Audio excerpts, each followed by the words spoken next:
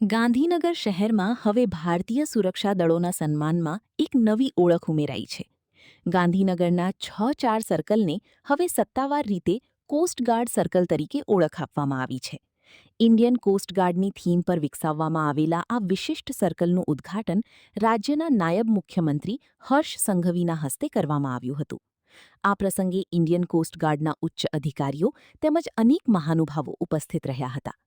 કાર્યક્રમને સંબોધતા હર્ષ સંઘવીએ જણાવ્યું હતું કે ઇન્ડિયન કોસ્ટગાર્ડના શૌર્ય, સમર્પણ અને રાષ્ટ્રસેવાને સન્માન આપવા માટે આ સર્કલનું નિર્માણ કરવામાં આવ્યું છે. તેમણે જણાવ્યું કે ઇન્ડિયન કોસ્ટગાર્ડ અને ગુજરાત પોલીસ વચ્ચે વર્ષોથી ઉત્તમ સંકલન રહ્યું છે અને બંને એજન્સીઓએ અનેક સફળ સંયુક્ત ઓપરેશનો પાર પાડ્યા છે. ખાસ કરીને ચોમાસા દરમિયાન અતિવૃષ્ટિ અને દરિયાઈ આપત્તિ જેવી પરિસ્થિતિઓમાં કોસ્ટગાર્ડ દ્વારા કરવામાં આવતી બચાવ અને રાહત કામગીરી અત્યંત પ્રશંસનીય રહી છે.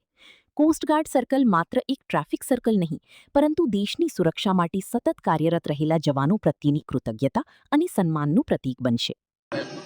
આજે કોસ્ટગાર્ડ દ્વારા ગાંધીનગરના મુખ્ય સર્કલ પર કોસ્ટગાર્ડના હોવરક્રાફ્ટ હોય કે કોસ્ટગાર્ડના હેલિકોપ્ટર દ્વારા એમને ખૂબ સરસ આકૃતિ જોડે આ સર્કલ ડેવલપ કર્યું છે. અહીંયાથી આવતા જતા બાળકોને અને ગાંધીનગરના રહેવાસીઓને કોસ્ટગાર્ડની કયા પ્રકારની પ્રવૃત્તિઓ હોય છે, કોસ્ટગાર્ડ દ્વારા કયા પ્રકારે કામગીરી કરવામાં આવતી હોય છે, એમાં કયા પ્રકારના હેલિકોપ્ટર, બોટ્સનો ઉપયોગ થતો હોય છે, તેને ખૂબ સારી રીતે સમજી શકાય તે પ્રકારનું સર્કલ અહીંયા ડેવલપ કર્યું છે.